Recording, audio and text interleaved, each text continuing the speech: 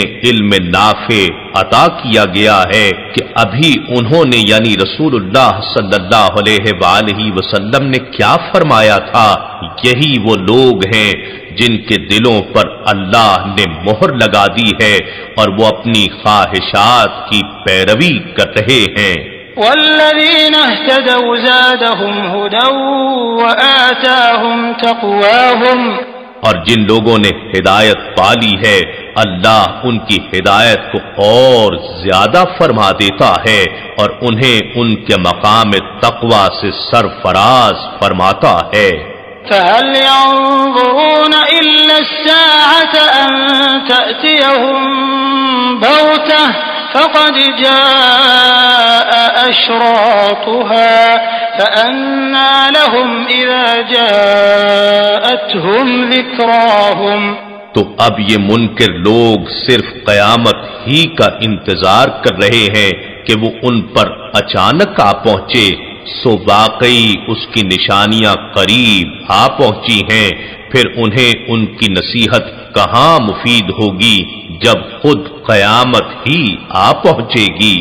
फ़अलम अन्नहु ला इलाहा इल्लल्लाह, फ़अलम अन्नहु ला इलाहा इल्लल्लाह वस्तग़फिर लिज़ंबिका वलिलमुअ्मिनीना वल्मुअ्मिनात वल्लाहु यअलमु मुतक़ल्लबकुम व मस्वाकुम। बस जान लीजिए। So, Assalamu alaikum, ladies and gentlemen. Welcome to the Pediatric Medical Show with Dr. Nadia Rafiq. So, we've come to my final show this month. So, alhamdulillah, we're reaching towards the end of Ramadan and it's been an amazing time. So, I'm very excited about today's show. I've got a special guest with me today, Miss Husna Begum. Assalamu alaikum, Miss Husna Begum. Walaikum salam. So, Miss Husna Begum is a therapist, but she provides alternative or complementary medical therapy.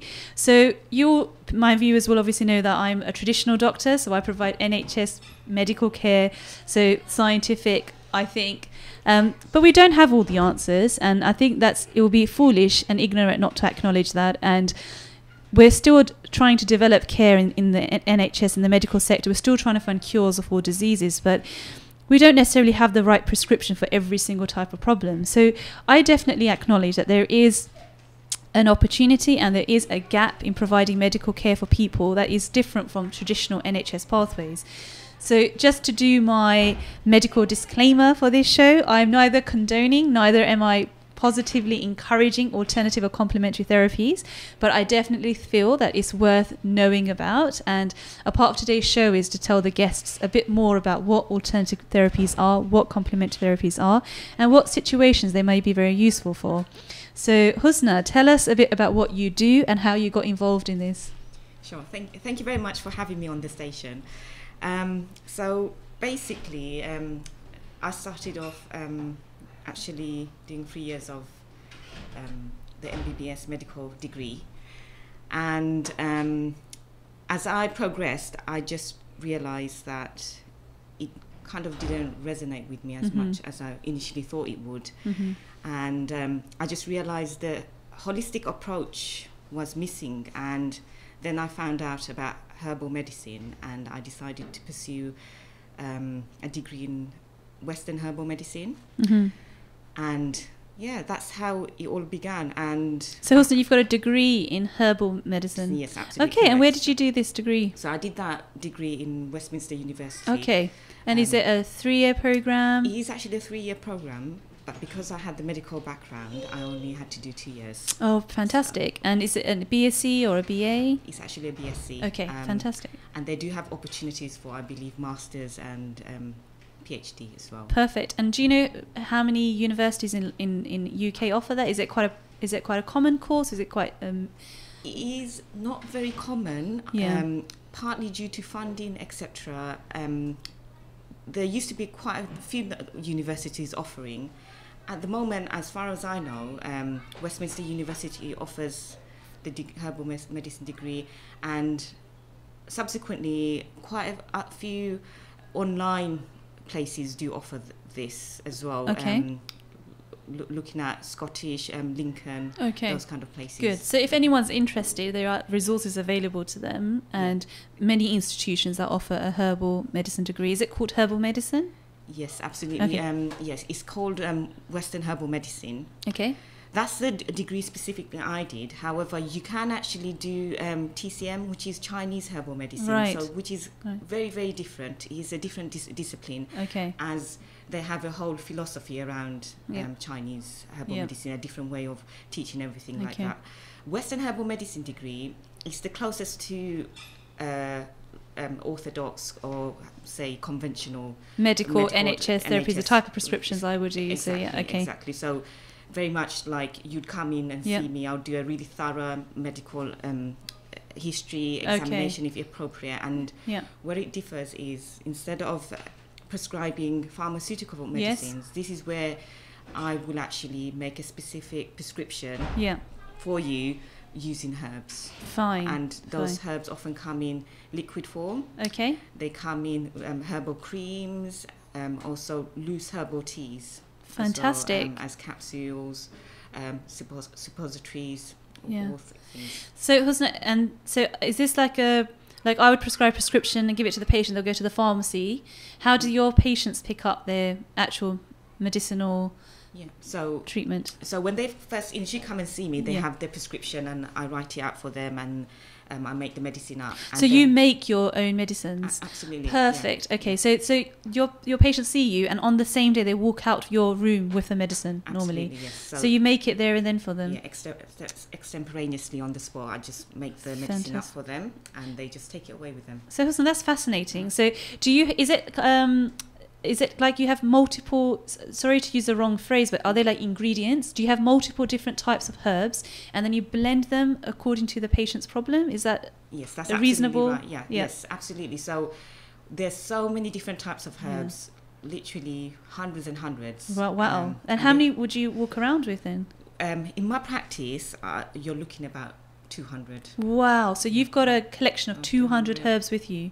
Yes, and Yeah. from there, I kind of decide what exactly, because obviously I've learned what the herbs, their properties, Yeah. what they do, Yeah. and then based on the person in front of me, the patient, Yeah. I then make up a specific blend for them Okay. based on their condition, Yeah. their background, history, everything.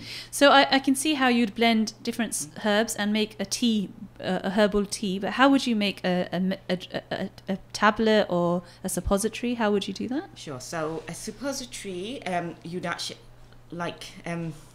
you get the molds, and then Yeah. it's actually You get like a plastic capsule, do you? you get actually molds that you can actually make yourself, like in your practice or Okay. whatever. You actually as you during your degree you get taught how you do the medicine making. Fine. Okay. And in terms of the liquid, Yeah. yes, so the herbs come in single liquid form, and with the liquid, often that's actually macerated in pure alcohol, and then the extract is then put together in a bottle, and that's the herb. Now, there is a bit of controversy about whether or not alcohol is allowed or not. Yep. I did do my research, but because it's medicinal, Yes. and Yeah. it's not having that effect like how you would On your just conscious maybe- state, or having Exactly. an intoxicant effect on you. Exactly, and it's such a minuscule amount. So the way the medicine is prescribed is often maximum 20 mils a day. So it's not significant to cause you any problems. But So fact, in that blend, you would put different herbs Mhm. and make a solution, a syrup form for a patient. yes, And is there what sort of duration of treatment do patients get, and for what? Does it depend on the condition? Or? yeah, often on the condition, and I always initially when I see the patient, I always give them either 2 to 3 weeks depending on their Yeah. condition. Yeah. And then after that, I always ask for a follow-up. So Yeah. then they come up, follow up, see everything's okay.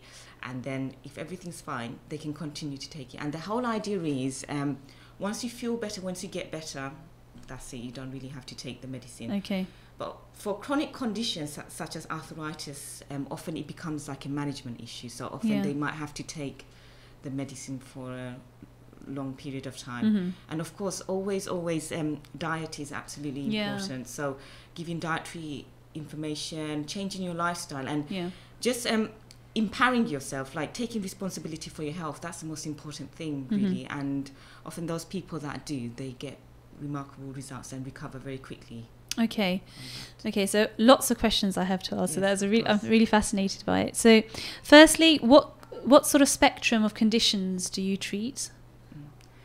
Well, it's such a long spectrum. I don't know. Or is there any condition? So, do you treat mental health problems? Yes, absolutely. Mental health. I've had people with epilepsy. I've had people with depression, bipolar. To skin conditions, all range, digestive issues, Crohn's, so inflammatory bowel diseases, other inflammatory conditions as well you treat. Absolutely. Okay. Skin disorders. All sorts of skin disorders. Often when the medical profession, they have no idea, no clue how to approach or manage. People come to me, and usually, because the herbs are so complex and so extraordinary in how they heal, the people, they just do their job, really. It's just remarkable. And to fertility, I do have a lot of fertility patients, and often second child, third, they are unable to again, and herbs are incredible for that. And menstrual problems, women's problems. So your remit is very broad. Absolutely. Is there any, so perhaps ask, is there any condition you wouldn't treat? Okay, so there are a lot of conditions where we as a profession are not allowed to treat. So you've got the common ones, for example, TB, any kind of like acute infection, STDs, etc. But we can play a very supportive role. So we don't generally have to treat the cause, but just supporting the person, be mentally, physically, just to get them through it. And herbs can and absolutely really good for helping on the emotional level as well, because it's that holistic approach to them. Yeah, and also I'm fascinated, obviously coming from a traditional medical background and not having a lot of knowledge of the alternate therapies.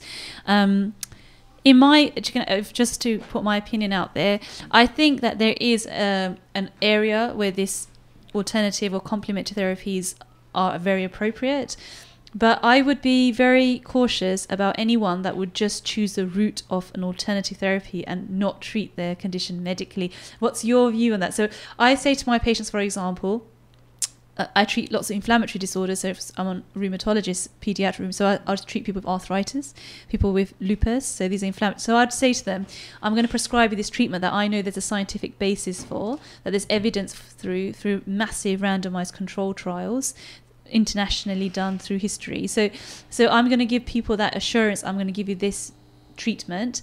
You can go to an alternative person, but I want that to be complementary. So you do it adjacent to what I'm doing, and I also want my patients to be open and honest with me, because they might take something that can interfere with the medications I'm prescribing. So, but I would be very worried for my patient if they didn't take my medication for a condition that I know is going to deteriorate if they don't treat it, and just go for an alternative. So that's my opinion coming from the pure medical background.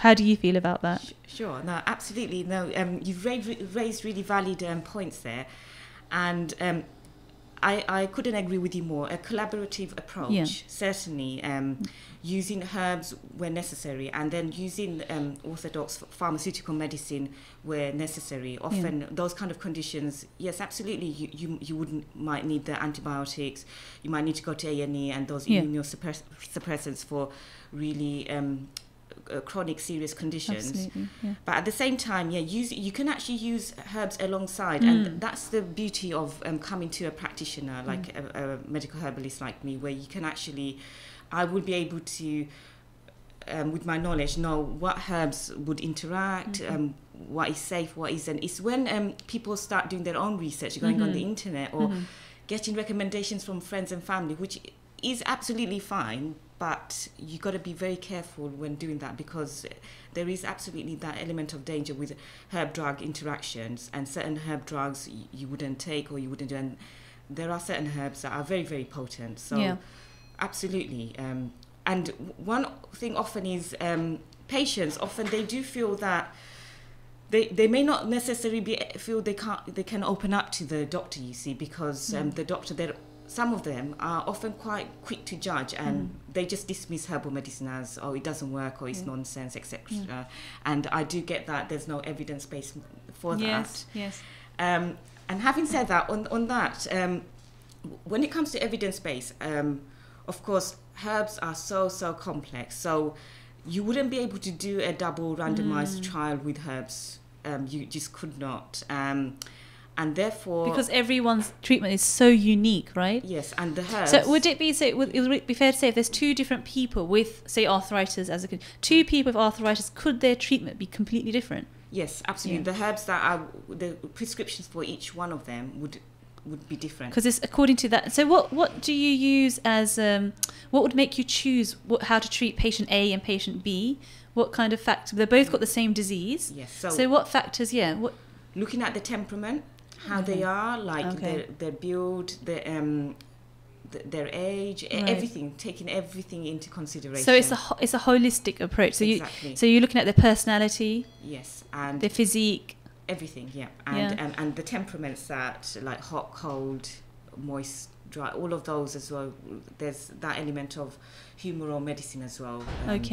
So very Hippocratic, kind of very old. So if everyone is, I mean, traditionally medicine was based on that, the concept of what was hot, what was cold, what was wet, what was dry. So like before science developed and people knew how to understand drugs and pharmaceutics, that's how people treated diseases, didn't they? If your blood pressure was high, they would drain your blood. Yes, absolutely. Like bloodletting. Yes. Do you do things like that? No, in terms of bloodletting, I actually often, if people want to do like hijama, is the closest thing to that, because people used to do, which is cupping, right? Yes, cupping, which again can have really remarkable results because you're getting rid of the dead. So Husna, do you do cupping? No, I don't actually do specifically cupping, but I do often refer people because I do have a network of other therapists that I know that do cupping that I would safely recommend, and as well as other things like you have kinesiology, you have homeopathy, you have flower essences. And so just to be clear, we would definitely need to know a bit more about each one of those things you just said. I definitely want to know a bit more about one of those things. So we'll go on a short break and then we'll come back and talk a bit more about those things and also learn from Husna how she does her practice. And so I'm quite interested to know, is this purely a private-based practice or is it a part of the NHS? I don't know. So we'll be coming back and answering some of those things for you after a short break. Mentions in Holy Quran, in his Kalam, he mentions that inna ad-deena inda Allahi al-Islam. Indeed, what is religion in the sight of Allah is Islam. So anything apart from Islam, Allah is not going to accept it. So Allah subhanahu wa ta'ala gave us a deen called Islam. What is deen? First let's understand what is deen. Deen is basically, it can be said as a law or judgment or a creed, faith, way of life, religion. So when Allah subhanahu wa ta'ala mentions inna deena inda Allahi al-Islam, indeed what Allah is mentioning as deen is Islam. So in front of Allah subhanahu wa ta'ala, in the sight of Allah subhanahu wa ta'ala, the creed, the faith, the way of life, the governance, the code of conduct is Islam. So let's understand the branches of deen today in the light of hadith of Jibreel alayhi salatu wasalam. This hadith is muttafaq alayh, is mentioned in both Bukhari and Muslim, and this is mentioned in Book of Iman. It's one of the amazing hadiths which encapsulate entire deen in a very non-detailed and in a very short form, so everyone can get it. Qasam khuda di, qasam khuda di, qasam khuda di, us din to mera. Yo bro, Cuzzy's getting married and I need to get hold of a car. Yar, I know some boys who know some boys who know SPM Car Hire. They got the best cars in town. Rolls Royces, Ranges, Maseratis, Aston Martins. Cause you name it, they got it with the best prices in town. Sorted! Looks like I'm going to this wedding in a Range then. They'll drop off the car and pick you up once you're done. Just give them a ring on 01798 397 916 or visit them online spmhire.com or find them on Instagram. Looking for meat and groceries? Look no further than Waris Food Store in Walthamstow. Visit the store to view our special Ramadan offers. 420 Hull Street, Walthamstow, E17 9AA. Or for free delivery, call us on 0208 521 0000. We have fresh deliveries of poultry and vegetables every day. Waris Food Store in Walthamstow. Reliant Solicitors fight to protect your legal rights. Our firm offers a wide range of services including immigration, family law, commercial law, civil litigation, personal injury, landlord and tenant disputes and employment law. Visit us at 602A High Road, 7 Kings, Ilford, IG3 8BU or call 0207 183 5439. Reliant Solicitors, where every client matters. Bridgen Solicitors in Ilford, the name you can trust. We provide services in immigration, family law, landlord and tenant matters, commercial leases and civil litigation. We also deal in personal injury claim and road traffic accidents. Call us on 0203 475 4545. Visit us at 170 Cranbrook Road, Ilford, IG1 4LX. Ramadan FM 2018. The voice of British Muslims. Atlantic Distributions. Whether it is frozen fish, marinated Lahori masala fish or lamb offals, we have them available at very competitive prices. We are wholesale suppliers to restaurants. So Assalamu alaikum everyone, we're back again to complete our show, which is the medical show Dr. Nadia Rafiq, and today I've got with me Miss Husna Begum, who is a medical herbalist. So we're talking today about alternative and complementary therapies. I must confess to everyone, I much prefer it being complementary therapies, which means we work together rather than alternative. There may be some situations where alternative is the right thing, however, and I think that has to be acknowledged. Husna, so I wanted to ask you, where do you do your practice? Is this completely a private practice? Yes, it is. So I actually have a private practice in my local Spitalfields GP practice. So Right. it is actually GP practice. I've been fortunate to have a place there, and it's in Brick Lane. So 20 Montague Street, Brick Lane. It's called the Spitalfields practice, and you just ring up and book appointments, and then when available, my availability, you actually come and see me. And in case there's anybody out there who's interested to come, would you be able to give any sort of price frame? I know it's obviously very variable, but just as a guide, what kind of figures do people need to be thinking about, especially for your prescriptions as well, just in case there's anyone out there that thinks, actually, you know what, I want to try this out? Yes, absolutely. So the approximate fees, so the first consultation, which is an hour and a half long, that would be £50 or so. Okay. And then a follow-up would be £35, which lasts 45 minutes. And then on top of that, the medication, you're looking at very approximately works out for every 100 mils is about approximately £10, and that 100 mils lasts a week. Right. And again, with the medication, you don't have to be on it indefinitely. It's not something you take forever. Yeah. And also, after the second consultation, you can just get on with the medication, and then as and when you need it, you can just call up for a repeat prescription. Okay, so you keep a medical file of your patients, and you know exactly what prescription they've had, what combination of herbs are used, and then you can make it again for them? Yeah, absolutely. That's on record. So that's on record. For all the patients. Okay, good. Where do you get your herbs from, Husna?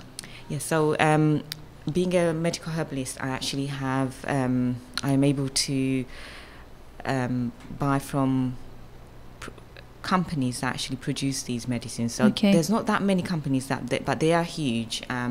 and you would have to have a certificate that you have passed or you note. So a general member of the public can't go to these agencies and request XYZ herbs. No. You've got to have qualifications. Absolutely, because of course you need to know what you're doing and what the herbs, their actions, etc. They really wouldn't give it to you. And also some of these herbs are really, really potent, so only practitioners are able to use those. Okay. Yeah. So you kind of, do you have a license to practice? Is that, or is it a certificate? Or? Yes, so the fact that I have a degree means that I am qualified and I am able to practice herbal medicine, and I'm affiliated with the National Institute of Medical Herbalists. So that's right. Okay. I was just going to ask that. Do you have a regulating body? Like, obviously, as a doctor, I'm under the GMC, the General Medical Council, so I'm accountable to the GMC, and I have to go through vigorous, appraisal processes. So I'm constantly checked for my abilities to be a doctor. So I was going to ask, so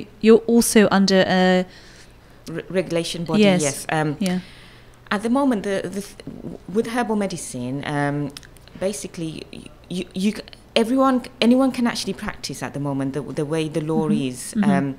However, people that are serious, they really need to get a qualification and then ideally register with the body. There's the National Institute of Medical Herbalists, which is the oldest one and the longest serving, but there is also College of Phytotherapy, which is another one. Those are the main ones, but there are a few others that people can join and practice. Okay. So it's at the moment this therapy is private.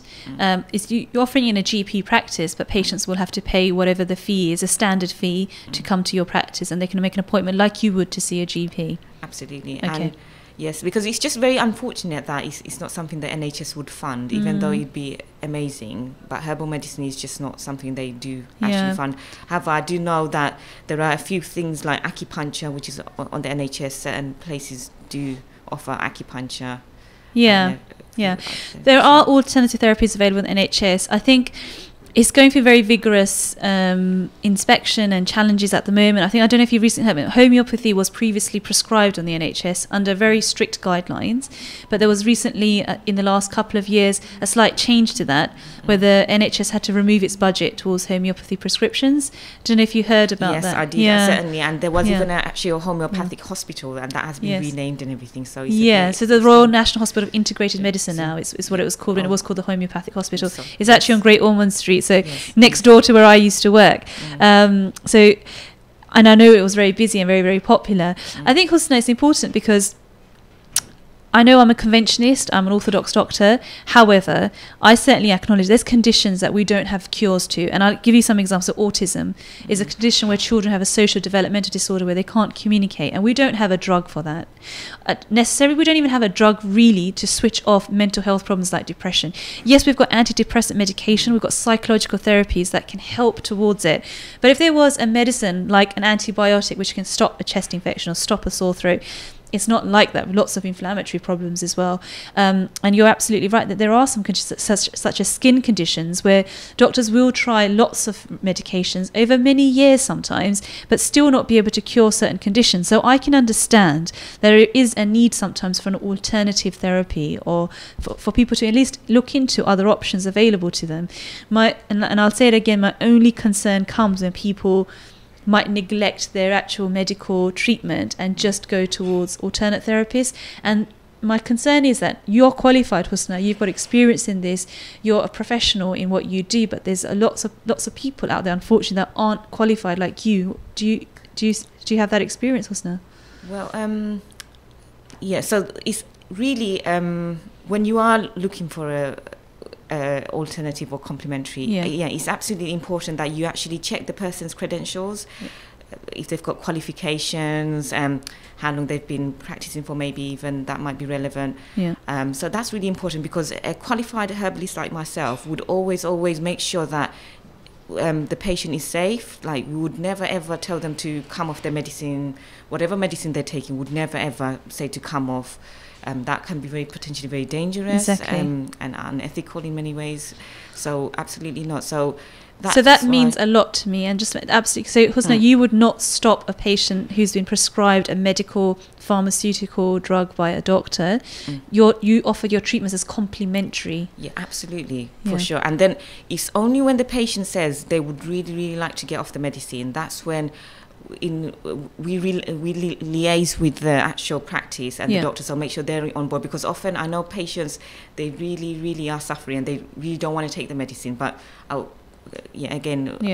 can stress, we would never ever say no, you can come off the medicine. That is absolutely dangerous. So just being careful of that. Yes, and so that's such a huge message to everyone out there. The other thing I'd really promote is an open and shared relationship between doctors and patients.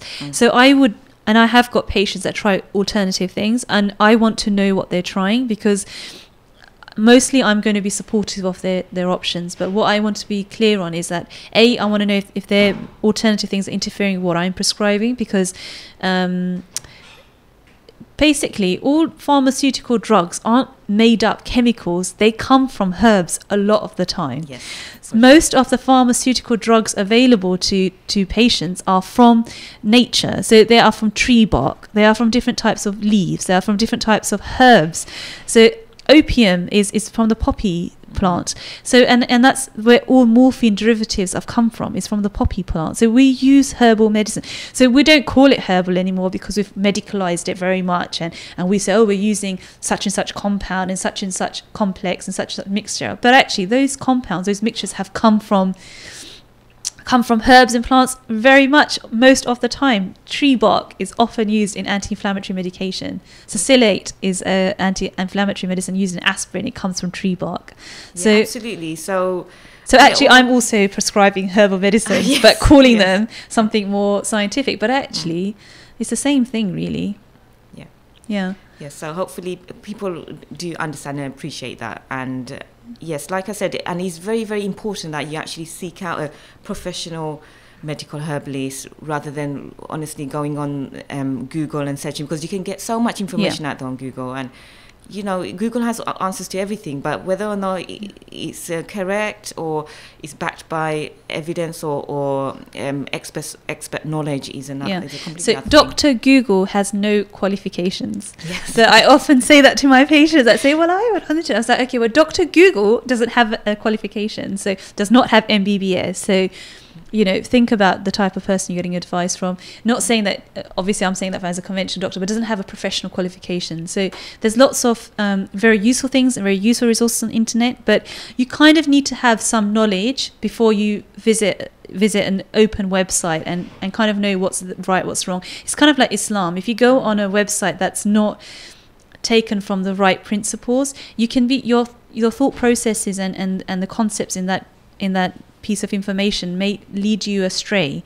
So it's very important to have some foundation of knowledge before you do research, because you kind of need to know where you're being led astray and what's true and concrete. So same as medicine, you can be led astray very easily by a website that looks very pretty and very organized and has professional logos, etc., but it might not be the right thing for you. So always be open and honest with your professionals, with the doctors you're working with. Tell them you've gone on this website, you're interested in this, because most doctors out there now from the NHS will be open-minded. I mean, we're certainly trained to be more open-minded nowadays, because we need to acknowledge that our patients are individuals, and some of them don't want to go down the conventional pathway and take this medicine 3 times a day and for 1 month. There's other options available. Yes, certainly that open-mindedness, and then that's when patients would open up, because often they do feel that if they do tell their doctors, they will just be dismissed and say it's nonsense. So the fear of that stops them from often telling the patient, doctor, which is important, very, very important. So because is complementary collaborative medicine. So okay, so Husna, a few more questions for you, and then we'll have a break. But wanted to ask you, so give us an example of is it possible for you to give us an example of what herbs you would use? So what kind of extracts you're using to treat, for example, eczema, a skin condition? Or is that giving away secret knowledge? No, not at all. Eczema is actually a very difficult problem, and is very, very widespread. Especially children, babies, is quite alarming. So often the very first advice is, are you drinking cow's milk? That's the first and foremost. And if they are, just stop the cow's milk. at least for 2 weeks, and often that does the trick, because cow's milk can be is very inflammatory, and that can really aggravate the skin. So that's one thing. Yeah. You can try switching to goat's milk. That would be better. But are they goat's milk preparations designed for children? If it's it depends on the child, how young or young they are. So what's very important here as a pediatrician, I would say, is that I see lots of children with eczema, and cow's milk intolerance or cow's milk allergy is a definite true problem. But if I was ever to advise any patient to come off of cow's milk, I'd give them a suitable alternative. So you have hydrolyzed formulas, or you have protein-based formulas. So it's the protein complex in cow's milk that causes the allergy. But if that protein is broken down, the allergy component goes away. So if a child is I'm talking about babies, I'm talking about, from 2 months to 1 year, where they shouldn't be taking milk off the counter, because carton milk or carton goat's milk doesn't provide the nutrition needed for a growing baby. They need either breast milk or they need formula milk, because that's got all the added nutrients and vitamins and things that a baby needs. So if I diagnose a child with cow's milk protein allergy, I'm going to give them an alternative, which is a prescribed milk. So that's very important. So if you've got an older child that's on a normal diet and has milk once or twice a day, then you can substitute cow's milk for an alternative. But if they're a growing baby that's 2 or 3 or 4 months old, you've got to be very, very careful about what milk you switch to. Yeah, of course. And often, if they are breastfeeding, because through lateral transmission, they are getting whatever the mother's eating from the mother. So in that case, you would actually look at the mother's diet. And ask the mother to go dairy-free for a little while. Yeah, and then see how things are going. And at the same time, so if I'd advise any mother that, then I'd always tell her to take calcium and vitamin D3 supplements, because if she takes away dairy from her, there's not much calcium, vitamin D3 in dairy produce anyway. Exactly, so nowadays, the World Health Organization recommends breastfeeding women take vitamin D supplements, and now in pregnancy, all women are supposed to take vitamin D supplements as well. So certainly, if I advise a woman to come off dairy, then she needs to supplement her diet with calcium, vitamin D3. Yeah, I agree. So taking supplements, and we can never have enough of vitamin D. Absolutely. Even calcium, magnesium as well is a really important one. Yeah. So those kind of minerals are really, really important. So I took you away from the question I asked you, but I was going to ask you to give us an example of how you would treat, for example, eczema in a baby. I know it's unique, so you can't use that principle for everyone, but just give us a flavour of how you'd prepare a medicinal product for this patient. Yes. So I'll just give a really easy common one. So say if someone has come to me with eczema, straight off, so I'm looking at kind of like herbs that are essentially detoxifying the body. So if you can use that word, I know detox is one of those words that there's a lot of debate about, but clearing out the system. So you're looking at things like burdock. Again, these herbs, you can find them growing. If you have your knowledge, you can find them growing. So burdock is one of them. Dandelion root and leaf, you can use those because they clear out the liver. So you're looking at liver herbs. Cleavers is another one that is really good for the lymphatic system. Calendula again for the lymphatic. If it's itching, there's a herb called Stellaria, which is chickweed. So itchiness, that is really useful.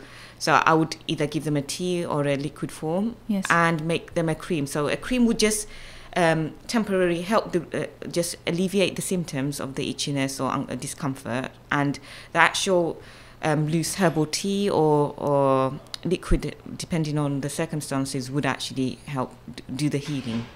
So what do you use as for the cream preparation? What do you use as a compound basic ingredient? Because you add herbs to some kind of emollient, I imagine. Exactly. So I buy the base cream. Which one do you use? I use from my herbal suppliers. So so it's especially made. Yes, a base cream, and to the base cream I actually add my own things. So depending on the patient, then licorice. Yes, which is very it's common. In sweets. Exactly. Yeah, it's got that lovely sickly sweet tasting herb. I often put licorice in the cream just because it's very soothing and healing. I use essential oils as well. Yeah. So that's another thing. Like often Okay. chamomile essential oil, yarrow essential oil, lavender, very, very soothing. Few drops to the cream, and then I often also, depending on the person, may add calendula oil, infused oil, comfrey, which is very healing for skin and bones, and centella infused oil to the cream, and then I mix it up and put it in a pot, and then just label and give it to the patient. Perfect. So I forgot to remind everyone, but this is a live show, and if anyone would like to call in, we're having a very interesting discussion today with regards to complementary alternative therapies in medicine. So if anybody wants to call in, it's a live radio show. Please call in on 0333 011 6786, and myself and Husna will be happy to take your calls, hopefully have some answers for you. So Husna, you mentioned before we went on break different forms of therapies available. So I'm going to go back onto that. We'll give our viewers a short break now, and then we come back and talk about the different therapies that are available. We've spoken a lot about your herbal therapy, which is your main remit as a herbalist, but you mentioned a few other therapies that you know about or are involved in. So after the break, we'll be talking about those, inshallah. Can do more.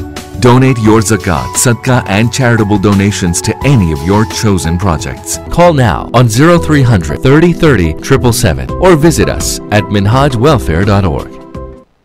In an age of technological advancement, mass communication and social media, having the right website and app can be the difference that your business needs.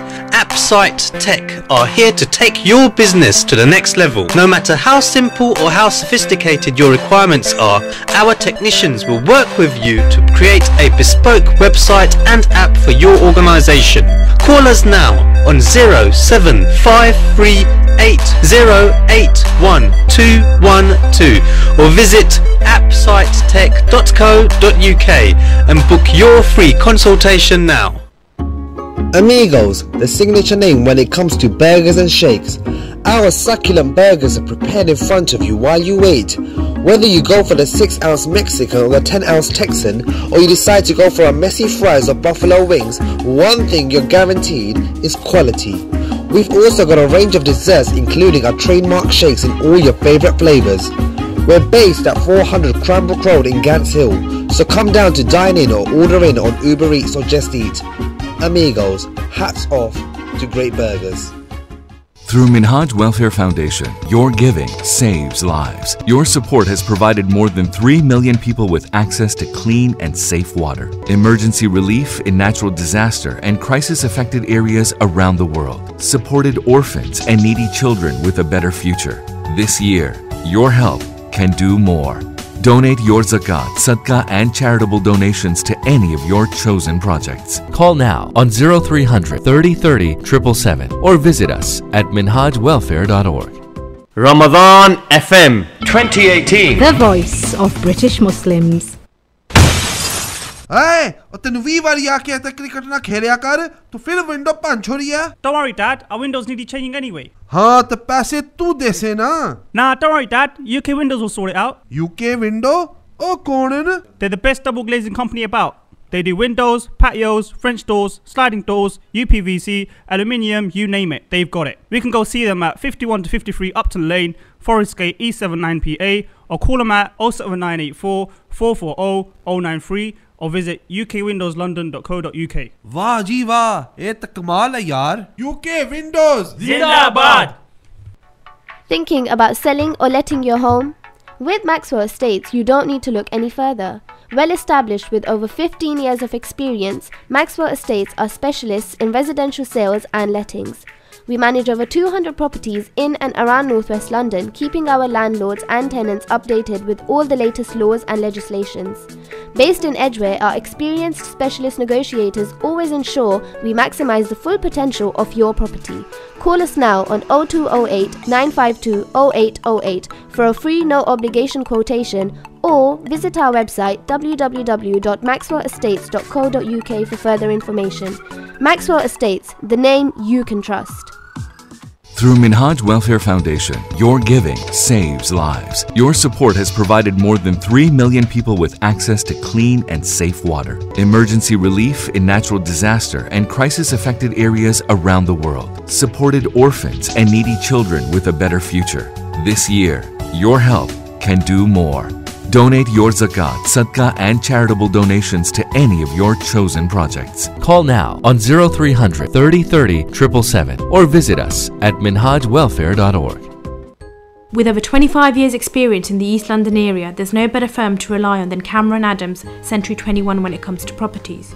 Be it lettings, property management or sales, we can assist you to ensure you get the most out of your property. Contact us on 0208 558 2000 for a free, no obligation valuation and watch us do what we do best. Grab your taste of luxury at Pink's Boutique. Designer brands like Hugo Boss and Armani to keep your style in check. Catering for ladies, men and kids, Pink's Boutique has it all under one roof. And we offer shipping worldwide, so get the look to fit your attitude. Visit us on our website at pinksboutique.co.uk. Remember, that's pnksboutique.co.uk. Or pop into our store at 302 Brentwood Road, Romford, RM2 5TA. Ramadan FM 2018. The voice of British Muslims. Through Minhaj Welfare Foundation, your giving saves lives. Your support has provided more than 3 million people with access to clean and safe water, emergency relief in natural disaster and crisis-affected areas around the world, supported orphans and needy children with a better future. This year, your help can do more. Donate. So apologies everyone, I left the advertising running whilst I was talking to you. So just to go back to what I was saying, so just basically we're going back to the discussion today with regards to alternative and complementary therapies. So Husna, I was going to ask you, what other, you've spoken a lot today about herbal therapy, which is your main stream of work because that's what you're a professional in. But what other sort of alternative or complementary therapies do you know about, are you involved in? Yeah, absolutely. So another very common one, which I often get mistaken for, is homeopathy. Right. And the Queen has her own homeopath. Not many people know that, so probably why she's living so long. So with homeopathy, it's a very interesting concept because for a lot of people, it seems very alien and bizarre. And it's the idea that when you dilute a substance, the more you dilute it, the more actually powerful it becomes. So in that sense, it's actually working on energy wavelength, frequency, whatever you want to call it. So it's actually, often people can say it could be energy medicine. So it's working on that level. So on a very, very energetic principle. And with homeopathy, when you go and see a homeopath, they will take a different kind of history and they give you these pills. So these pills actually... Cool. Yeah. Okay, Husna, so we've got a call at the moment, so let's try to answer that. Hello, you're live on Radio Ramadan FM 2018. Just one moment, we're just going to put you on speaker because it's not coming through.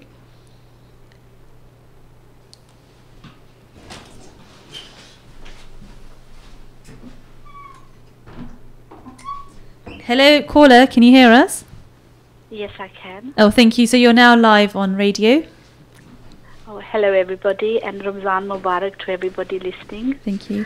My question to your host is there any remedy for acne, please? Okay, thank you very much for that. Is there any more questions? We'll address that straight away for you. Is there anything else you wanted to ask? Oh, in the herbal world, is there anything for overweight to reduce your fat? Okay. Thank you very much, caller. Hopefully Husna will be addressing those questions for you. So Husna, thank you very much for calling in today. So Husna, questions to you were, tell us, is there anything you can advise for acne and for being overweight? Yes, absolutely. Thank you for the question. And yeah, acne is one area that is actually very, very common, and I do get a lot of people asking me. With acne, it really varies. It's actually very complex in many ways because there can be a number of reasons why you have acne. And also, I would actually have to take a detailed history. I'd have to look at whereabouts the acne is specifically on your body as well. That's very important, and that tells me a lot. From that, I can decipher what the problem could be and what the cause is. And yes, certainly there is. But from a very simple way that I can help from my point of view right now, that you can help yourself, is really reducing things that aggravate. So things like, again, we touched on things like dairy can be very inflammatory, high content of fats, and these are fats that not very good for us. So things like frying food in hot oil, that can really aggravate the skin. Often like what we call junk food.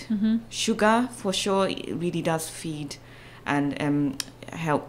That really can encourage acne. Carbohydrates, so refined sugar, so often like white rice, white carbohydrate, those kind of things, because they turn into sugar, can really aggravate the acne.